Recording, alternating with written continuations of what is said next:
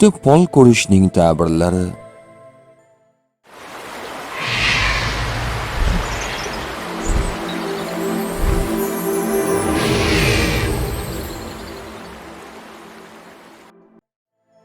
Toza va chiroyli pol xotirjamlik, barqarorlik va yaxshi o'zgarishlar.